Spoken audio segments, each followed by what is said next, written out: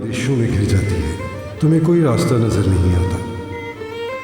जब तुम कहते हो कि तुम खो चुके हो, जब तुम उम्मीद का दामन थामना चाहते हो, तो तुम अपने दिल से अपने रास्ते की मिट्टी में एक बीज बो देते हो। तुम उसे उम्मीद या मोहब्बत का नाम देते हो। बीज से कोपल फूटने का इंतज़ार करते हो, लेकिन जब तुम पूरी उम्मीद के साथ इंतज़ार करते हो तो तुम देखते हो कि ज़िंदगी ने इस मिट्टी को खुश्क कर दिया है। जो ही तुम्हारी मोहब्बत फूट कर निकलती है, वो कमज़ोर पड़ जाती है।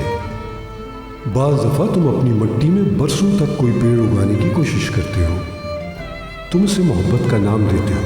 तुम उम्मीद करते हो वो अपना फल दे। जब तुम फल तोड़ने लगते हो, उसी लम्हे ज़िंदगी फ़ौरन पेड़ काट देती है।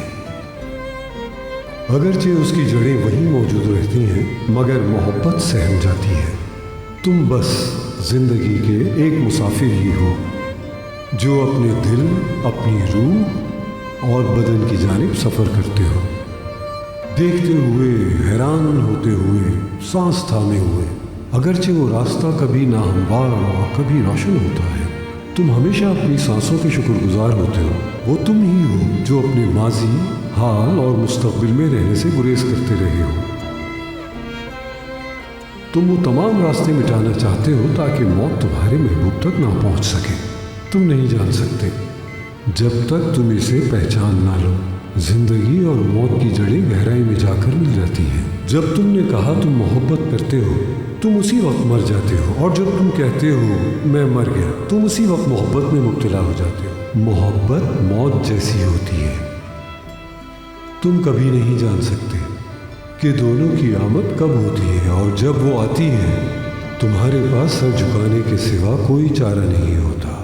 मोहब्बत और मौत रोशनी और अंधेरे की तरह होते हैं। तुम ये जाने बगैर चलते रहते हो कि कब रोशनी होगी और कब तारीकी।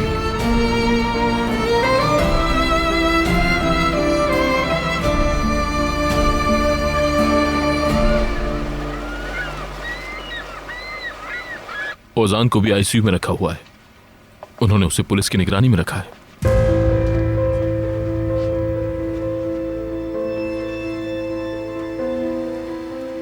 यूसुफ की खाला के बारे में कुछ मालूम हुआ?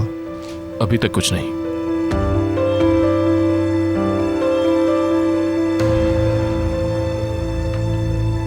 यमान,